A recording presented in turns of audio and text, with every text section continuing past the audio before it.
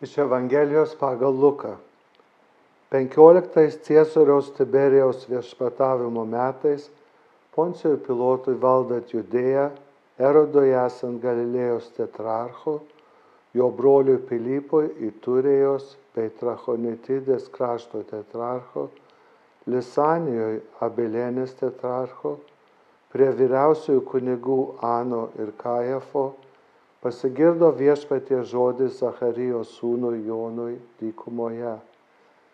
Jis apėjo visą Pajordanę, skelbdamas atsivertimo krikštą nuodėmėms atleisti, kaip parašyta pranašo Izaijo kalbų knygoje.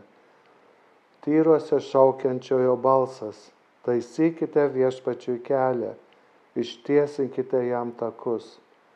Kiekvienas slėnis tegu būna užpiltas, kiekvienas kalnas ir kalnelis nulygintas. Kreivi keliai taps tiesūs, o duobėti išlyginti. Ir visi žmonės išvys Dievo išgelbėjimą. Mums labai aišku nuo pat pradžių, kad Jėzus ne vienas atėjo į pasaulį, už mus mirė, prisikėlė ir mus išgelbėjo, kad pradedant ir Marija, ir Juozapu, ir visais kitais, kurie iš seno įstatymo laukia jo atėjimo, iki visų apaštalų, Jono Krikštytojo ir visų apaštalų ir mokinių, ir iki šios dienos Jėzus yra bendruomeniškas, apjungdamas kitus žmonės su savim, sujungdamas tam dideliam uždaviniu išpildyti Dievo pažadą, nešti broliškumą, seseriškumą, sugyvenimą šiame pasaulyje.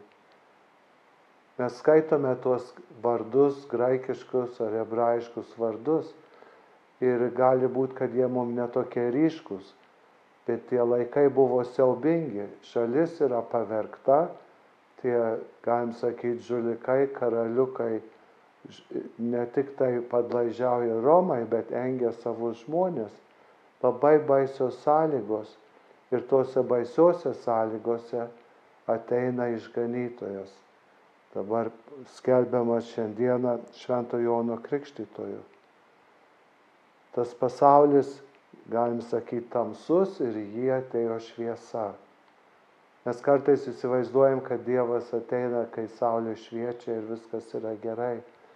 Bet kaip kiti sako, mes Dievą randam ir ten, kur nueinam jo ieškoti. Tarp vargdienių, tarp karo pabėgėlių, imigrantų, žmonių pasaulio pakraštyje, kaip ir popiežius Pranciškus mums pakartotinai primena. Mes tampame liudytojais, kaip Jonas Krikštytojas Jėzaus Kristaus, savo žodžiais ir veiksmais.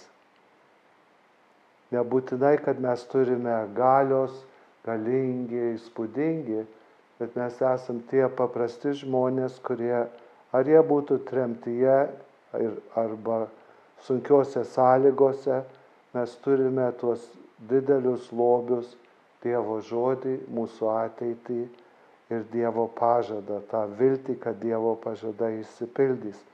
Apie tą Adventas ir ištikimai kalba. Ir mus kviečia vidiniai augti ir bręsti.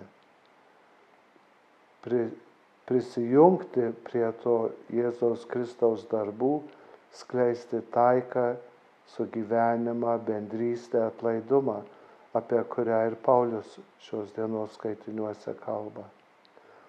Labai gražiai popiežius Pranciškus kalbėjo Afrikoje, kurio klausytojai šokinėdami ir plodami ir džiaugdamiesi dalyvavo mišiose. Jų dieninis pragyvenimas yra 89 centai per dieną.